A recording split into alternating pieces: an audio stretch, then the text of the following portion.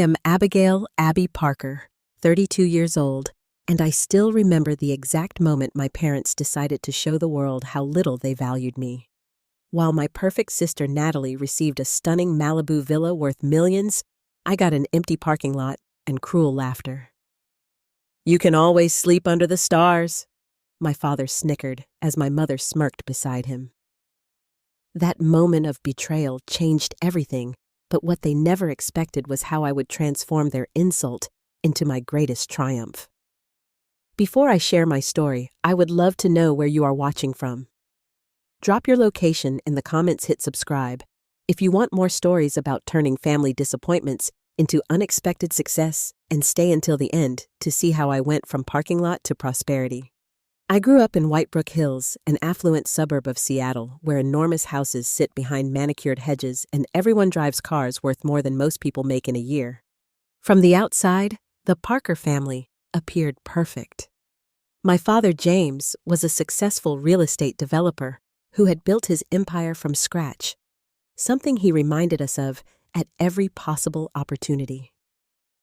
My mother, Diana, was the quintessential socialite serving on charity boards and hosting lavish parties where her primary goal seemed to be making other wealthy women jealous. Then there were the Parker daughters.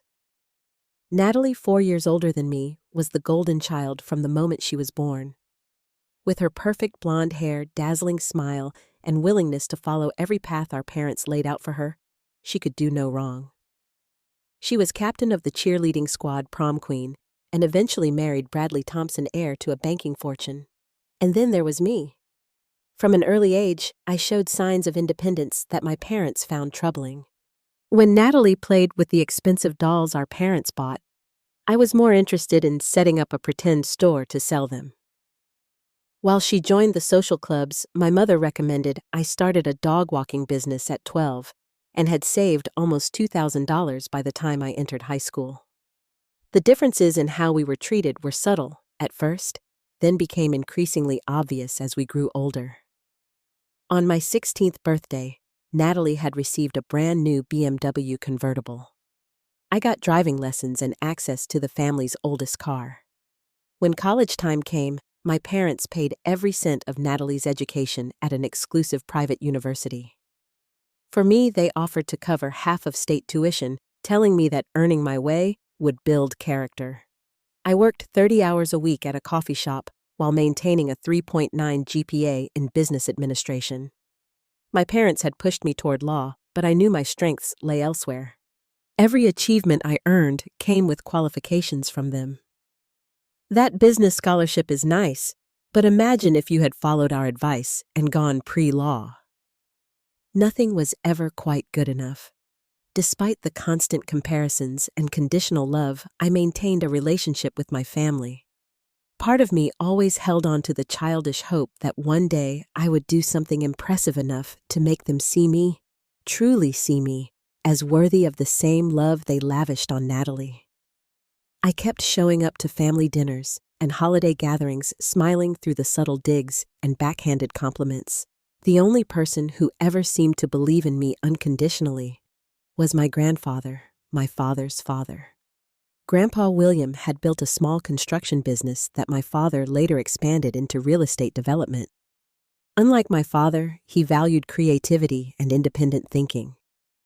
"Abby girl," he would tell me, "you have a gift for seeing value where others see nothing. That will take you further than following someone else's path."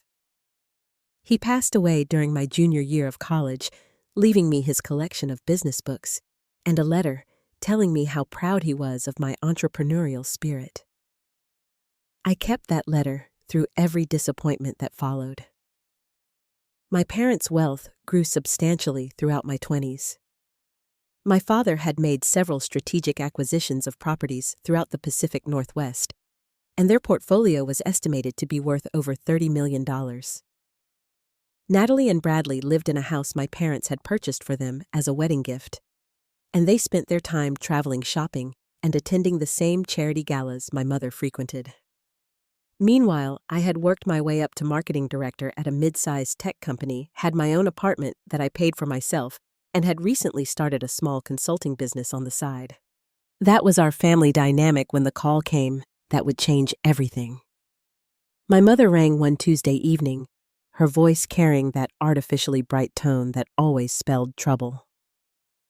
Abigail, your father and I are having a family dinner this Saturday. We have something important to discuss regarding our estate planning. We expect you at 7 sharp. My stomach immediately knotted. Estate planning discussions had never gone in my favor. The night of the family dinner arrived, and I pulled up to my parents' sprawling lakeside mansion with a sense of dread I couldn't shake. The property was as impressive as always, with its circular driveway fountain and perfectly timed landscape lighting that had just switched on at dusk. I smoothed down my sensible navy dress, applied a fresh coat of lip gloss, and walked toward the massive front door with as much confidence as I could muster. The dinner began as awkwardly as I expected. My mother critiqued everything from my hairstyle to my career choices while heaping praise on Natalie and Bradley for their recent trip to Monaco. My father dominated the conversation with stories about his latest real estate acquisitions, barely acknowledging my presence except to ask if I was still at that little tech company. After an eternity of small talk and subtle put-downs, my father cleared his throat as the housekeeper cleared away the dessert plates. As you know, your mother and I are getting older. He began, though at 65, he looked as robust as ever. And we've decided it makes sense to begin distributing some of our assets now, rather than waiting. It's better for tax purposes, he added, as if that explained everything. My mother nodded solemnly. We've given this a great deal of thought, and we believe we've come up with a fair distribution that reflects our values and your individual situations. My heart pounded as my father retrieved a leather portfolio from his desk in the adjoining study. He returned and adjusted his reading glasses with theatrical slowness. Natalie and Bradley, he began, his voice warm with approval. You've built a beautiful life together. Natalie, you've followed in your mother's footsteps with your charity work, and Bradley, your family's banking heritage makes us proud. We're pleased to transfer ownership of the Malibu villa to you fully furnished, and with the staff retained for the next 5 years. My sister gasped dramatically, though I was certain she'd been briefed in advance. The Malibu property was spectacular, a 6-bedroom beachfront villa with a market value of at least $4.8 million. My parents had purchased it as an investment property years ago, and it had appreciated substantially. Thank you, Daddy. Thank you, Mom, Natalie gushed, rushing around the table to embrace them both. Bradley offered a self-satisfied smile and a polite thank you. I forced my face to remain neutral, despite the sinking feeling in my stomach. If the Malibu villa was Natalie's inheritance, what would be left for me? A small cash gift, perhaps one of the smaller investment properties. After Natalie settled back into her seat, my father turned to me, his expression noticeably cooler. Abigail, he said, my full name sounding like an indictment. You've always been independent, strong-willed. You've insisted on making your own way rather than taking our guidance. He paused as if these were character flaws rather than strengths. That's why we think this is particularly appropriate for you. He slid a document across the table. I picked it up with fingers that suddenly felt numb and examined it. It was a deed to a property I didn't recognize in downtown Seattle. As I read the description, my confusion grew. It was for an empty parking lot. Not a parking garage, not a building with potential, just a bare, empty parking lot measuring about 1/3 of an acre. I don't understand, I said, looking up at my parents' faces. My mother wore a small, tight smile, while my father looked smugly pleased with himself. It's an empty lot near Pioneer Square, my father explained unnecessarily. Currently used for parking, though it's not particularly well utilized. Property taxes are about $8,000 a year. I stared at the document, then back at my family, trying to process what was happening. Natalie received a multi-million-dollar beachfront villa, and I got an empty parking lot with an $8,000 annual tax burden. You've always thought you know better than everyone else, my father continued. So here's your chance to prove it. Maybe you can put up a tent, he added, and then came the words that would echo in my mind for months to come. With a dismissive wave of his hand and a smirk, he said, "You can always sleep under the stars." The table erupted in laughter. My mother's tinkling, practiced laugh, my father's booming chuckle, Natalie's giggles, and Bradley's amused snort. All of them laughing at the hilarious joke of giving the less favored daughter a worthless patch of asphalt. I felt as if all the air had been sucked from my lungs. The humiliation burned through me like acid. 32 years of trying to earn their approval, of working twice as hard for half the recognition, culminating in this moment of deliberate, calculated cruelty. Somehow I managed to keep my expression neutral. I refused to give them the satisfaction of seeing me cry. "I see," was all I said, carefully folding the document and placing it in my purse. The rest of the evening passed in a blur.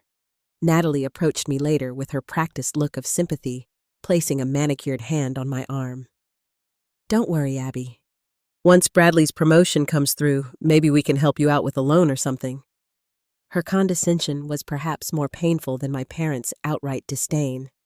I left as soon as I politely could, maintaining my dignity until I reached my car. Only then did I allow a single tear to fall, quickly wiped away as I started the engine. I had somewhere to go, something to see with my own eyes. I needed to visit my inheritance. The downtown Seattle streets were quieter now as I navigated toward Pioneer Square, the GPS guiding me to the address listed on the deed. When I arrived, it was every bit as depressing as I had imagined. The lot sat between an older office building and a warehouse that had seen better days. A chain-link fence surrounded the perimeter with a simple metal gate secured by a rusted padlock. A faded sign announced parking $10 daily, though there wasn't an attendant in sight, just a battered payment box. The asphalt was cracked in multiple places, with weeds pushing through like persistent little reminders of neglect. A single flickering streetlight cast an unflattering glow over the space. The lot was empty except for 2 cars, despite being in an area with plenty of nightlife. Clearly, people didn't feel safe parking here after dark. I parked on the street and just sat in my car, staring at this patch of land that represented my parents' assessment of my worth. The contrast between this and Natalie's beachfront luxury was so stark, so deliberately cruel, that I finally allowed the tears to come. I cried for the little girl who had tried so hard to win her parents' approval.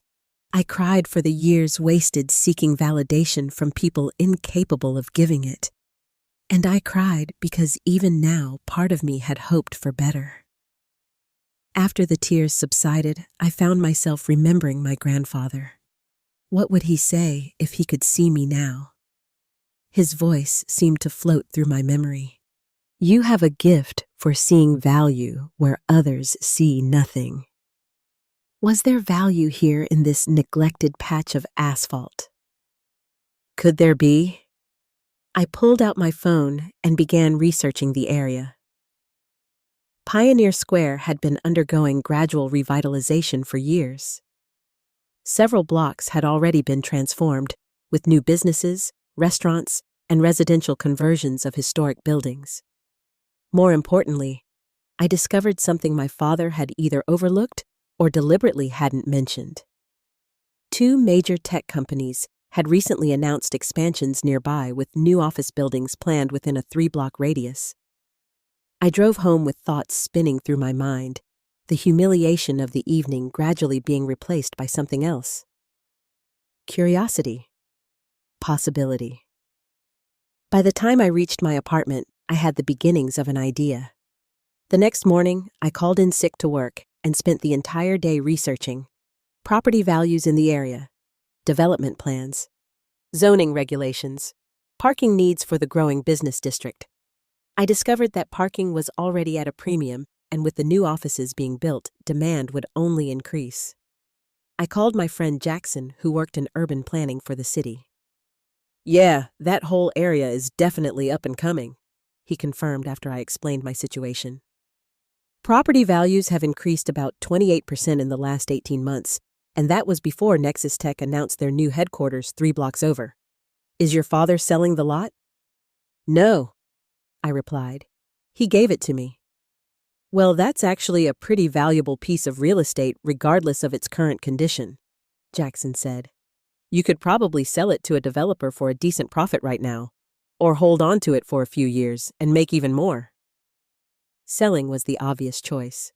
I could take whatever money I got, invest it, and wash my hands of my parents' cruel joke. But as I continued researching, another idea began to take shape. What if instead of selling to someone who saw the potential I became, that someone I spent the next week learning everything I could about the parking business? It turned out to be far more complex and potentially lucrative than I had initially thought. Premium parking in urban areas, particularly secure facilities with modern amenities, could generate significant revenue. More importantly, it required relatively low initial investment compared to other real estate developments. Armed with my business plan, I approached several banks for financing. The loan officers were universally skeptical. So, you want to take an empty lot and turn it into a slightly better parking lot? One asked, not bothering to hide his disdain. Not slightly better, I corrected him. A completely reimagined secure parking experience with technology integration and additional revenue streams. But my enthusiasm wasn't enough to overcome their doubts. Without significant collateral or a proven track record in the parking industry, I was too risky for traditional financing.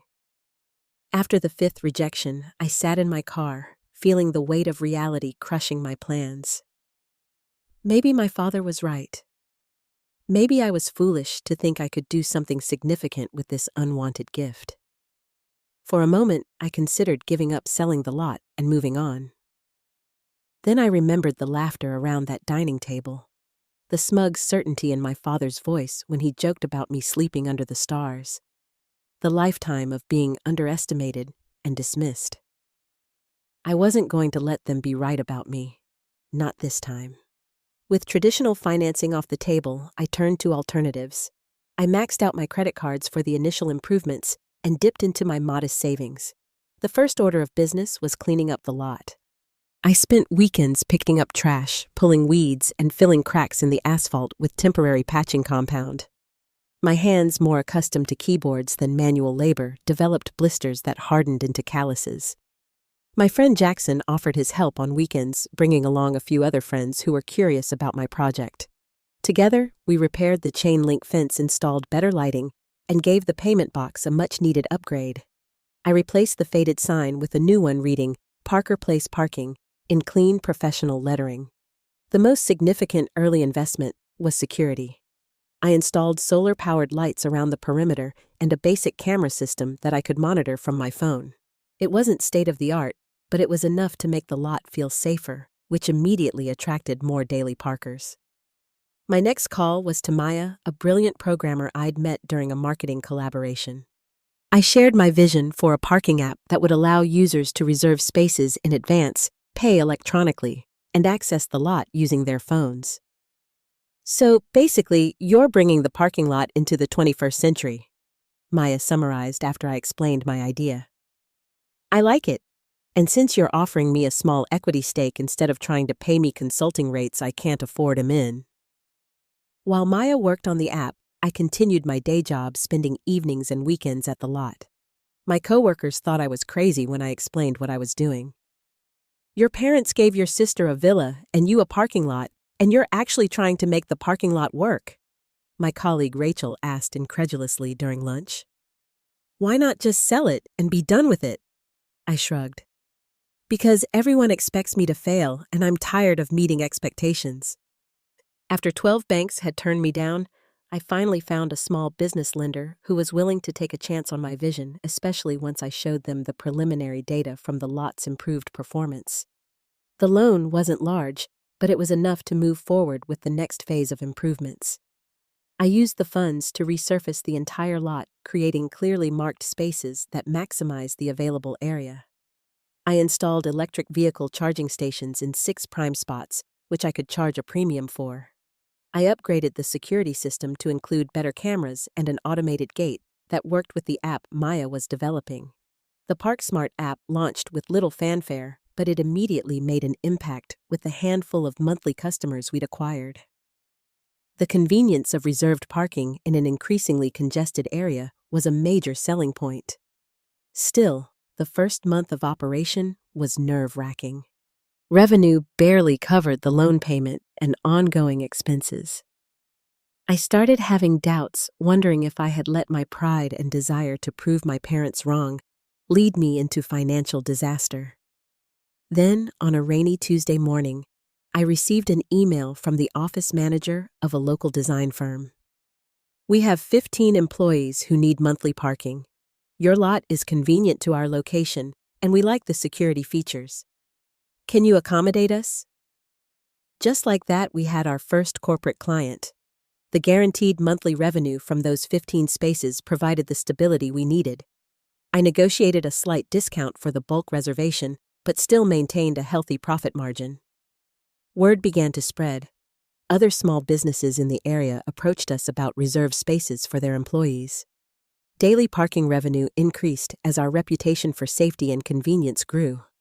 By the 6th month, we were not only covering expenses but actually turning a small profit. The real turning point came when Nexus Tech began construction on their new headquarters 3 blocks away. Their project manager contacted me about securing 30 reserved spaces for their executives during the 2-year construction period, as their own parking facilities wouldn't be ready until the building was complete.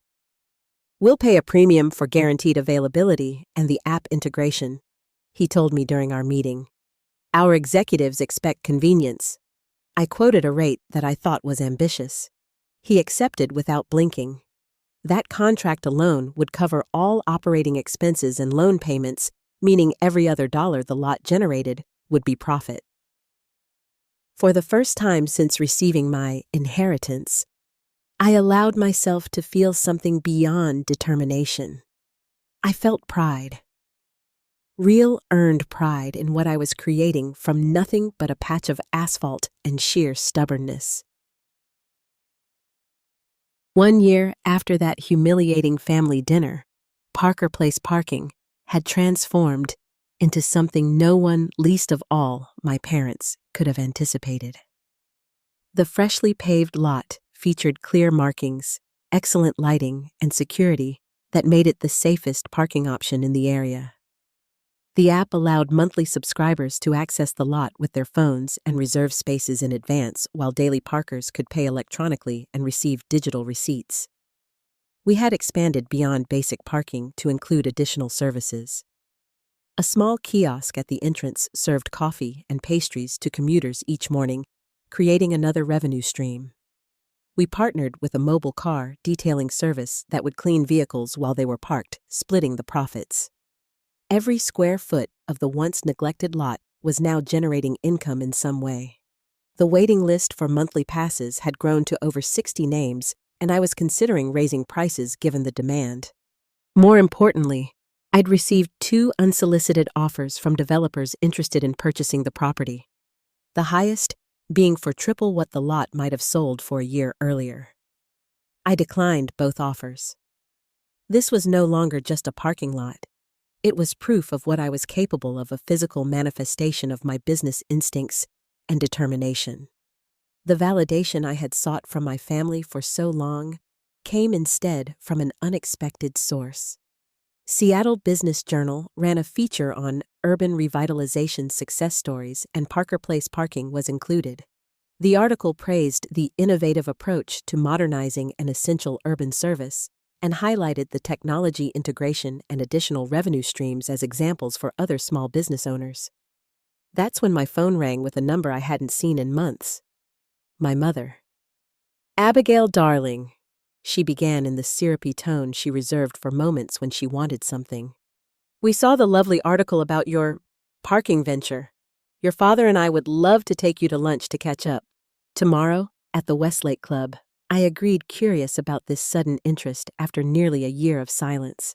The next day, I arrived at the exclusive club where my parents were already seated at their regular table overlooking the water. My mother air-kissed my cheeks while my father offered a firm handshake as if we were business acquaintances rather than family. "You're looking well," my mother assessed, eyeing my new tailored blazer and the confident way I carried myself. "Success agrees with you." "Thank you," I replied, simply taking my seat. "We always knew you had potential," my father said, adjusting his Rolex with practiced casualness. "That's precisely why we gave you the parking lot." I raised an eyebrow. "Really? It wasn't because you thought it was worthless compared to Natalie's villa?" My father chuckled, though his eyes remained calculating. "A test, Abigail. A test of your business acumen. And you've passed admirably." I stared at him momentarily, speechless at the audacity of his revisionist history. My mother jumped in smoothly. "We've always approached parenting you and Natalie differently because you're such different people," she explained. "Natalie needed security and stability. You needed a challenge." Before I could respond to this convenient reinterpretation, my father cleared his throat and got to the real purpose of the lunch. "The thing is, Abigail, your mother and I have had some investment challenges recently." He shifted uncomfortably in his seat. "Nothing serious, just a temporary cash flow issue with a few properties." Now it made sense. The sudden interest in my success wasn't about pride in my accomplishments. It was about money. "I'm sorry to hear that," I said neutrally. "The good news is," my father continued, "I've been thinking about your parking operation, and I see tremendous potential for expansion. With my real estate expertise, we could replicate your model across multiple locations." He leaned forward, lowering his voice conspiratorially. "I could come on as a business advisor. For a reasonable salary, of course, plus a percentage of the profits." The sheer audacity left me momentarily speechless. After giving me what they thought was worthless land, after a year of no contact, they now wanted to profit from my success. Before I could form a response, my phone buzzed with a text from Natalie. "Heard you're having lunch with Mom and Dad. Can we meet after important to discuss something?" I excused myself from my parents, promising to think about my father's offer, and met Natalie at a nearby cafe. My sister looked less polished than usual, her designer outfit slightly wrinkled, and her expression strained. "Bradley's investments haven't performed as expected," she admitted after ordering the most expensive item on the menu. "And the villa? You wouldn't believe the maintenance costs. The pool alone costs $4,000 a month to maintain. We're asset-rich but cash-poor right now."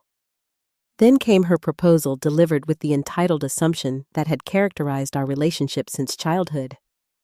"I thought maybe you could loan us a little money just until things stabilize. Family helps family, right? And when you think about it, my inheritance has all these expenses while yours is actually generating income." The irony was almost too perfect. The worthless parking lot was now supporting its owner, while the luxury villa was draining its recipients. I promised Natalie I'd consider her request, just as I'd told my parents I'd think about their proposal. In truth, I already knew my answer. I just needed time to find the right way to deliver it. The family business meeting took place the following weekend at my parents' home. I arrived to find not just my parents and Natalie, but Bradley too, and my father's lawyer, Richard. They had prepared an actual presentation complete with professionally printed materials outlining their vision for Parker Family Enterprises. I sat quietly while my father walked through his proposal. The basic structure was breathtaking in its presumption. My parents would provide strategic guidance and connections in exchange for 51% ownership of my business. Natalie and Bradley would join the advisory board with quarterly profit distributions. They would leverage my success to create a parking empire, with me remaining as the operational manager while they controlled the company. "Your parking lot has proven the concept," my father explained, "but to truly scale, you need our expertise and connections. Think of it as a genuine family business." The presentation concluded, and all eyes turned to me. In that moment, I thought about how desperately I had once wanted their approval, how I had spent years trying to earn their love. Now they wanted to claim ownership of the very success they had never believed possible. Well, Abigail, my father prompted. What do you think? I took a deep breath. I think that I need to decline. My mother blinked in surprise. Excuse me. I'm declining your offer. I repeated, my voice stronger. Parker Place Parking will remain solely owned and operated by me. My father's face darkened. That's very short-sighted, Abigail. You've always struggled with seeing the bigger picture. Actually, I countered, I think I'm seeing it very clearly. You gave me that parking lot as an insult, not an opportunity. You literally laughed about me sleeping under the stars. Now that I've created something valuable, you want to own it. Natalie jumped in, her voice sharp. That's not fair, Abby. We're family, we're supposed to help each other. I turned to her. Like you helped me when you got a multi-million-dollar villa and I got an empty parking lot? When was family support important then? Now you're just being selfish, my sister snapped. Setting boundaries isn't selfish, I replied calmly. I built this business without your help, without your belief, without your support. I'll continue to grow it the same way. My father stood abruptly. If this is your attitude, perhaps we should reconsider your place in this family. There are other provisions in our estate that could be adjusted. I almost laughed at the empty threat.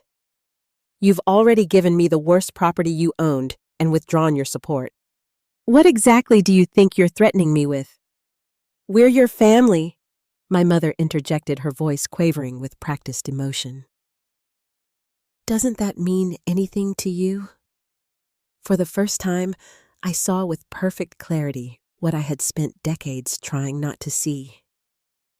Family should mean unconditional love, not conditional approval based on compliance. It should mean support, not exploitation. I stood gathering my things. I would have shared my success with you gladly if you had ever once been genuinely happy for me. But you're not interested in my success.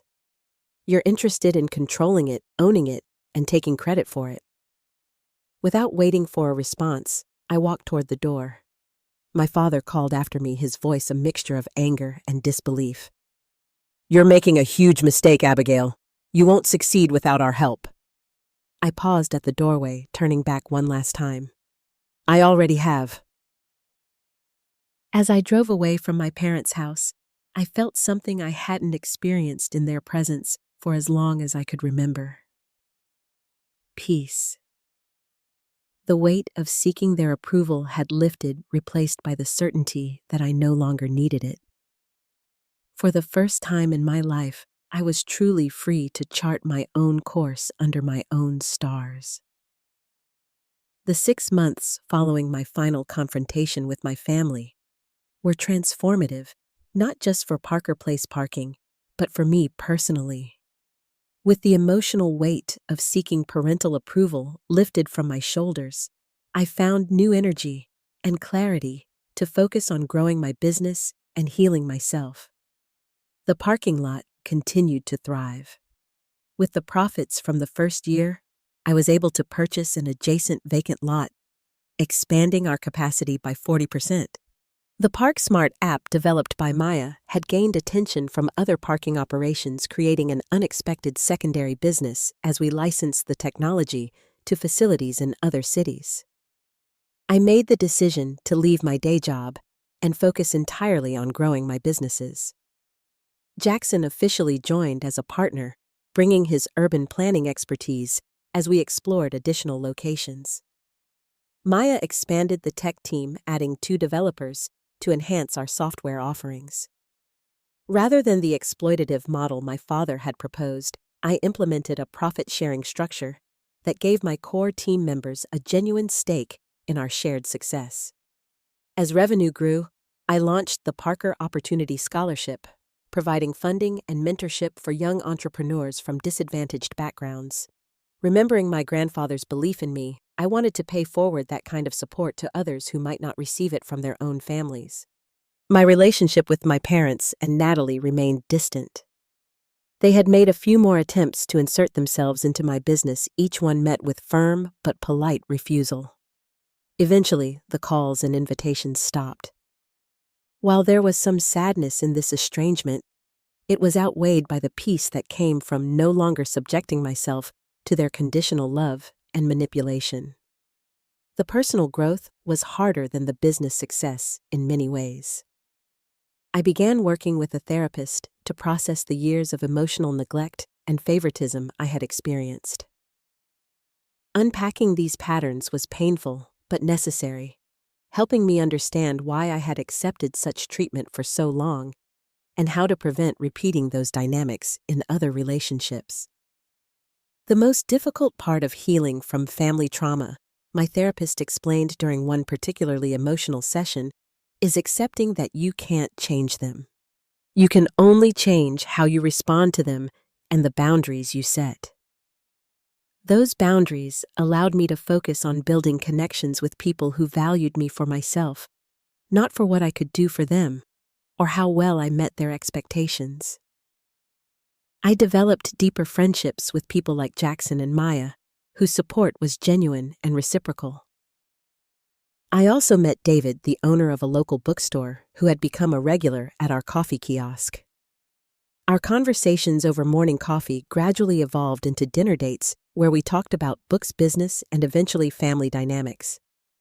He had his own complicated relationship with parents who had never understood his passion for literature over the family accounting business.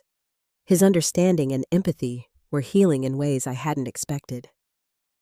The parking lot was never about parking, I told him one evening as we walked along the waterfront.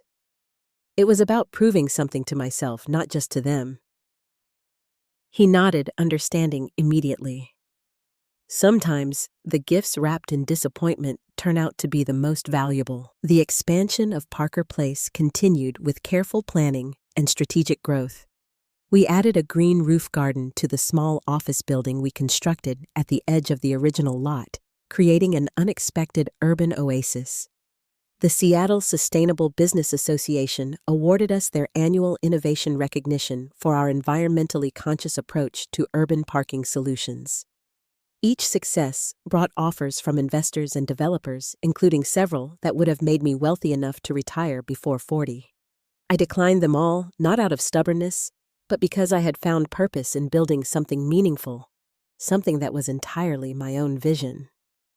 On the 1-year anniversary of opening the improved Parker Place, I stood on the rooftop garden overlooking the busy lot below. The space that had once been a neglected patch of asphalt was now a thriving business, employing 15 people serving hundreds of customers daily, and anchoring the revitalization of its corner of the neighborhood.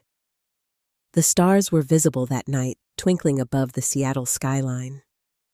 I thought about my father's cruel joke about sleeping under the stars, how it had been meant to humiliate me.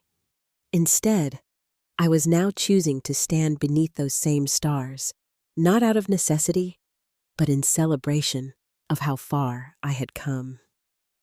The journey from that painful family dinner to this moment had taught me lessons I would never have learned from success that came easily. I learned that rejection can be redirection, that sometimes people undervalue you because they cannot see your true worth, and that's their limitation, not yours. That the most meaningful validation comes from within, not from external sources. And perhaps most importantly, that we always have choices, even when those choices are difficult. Thinking about my grandfather's words, I realized he had been right all along.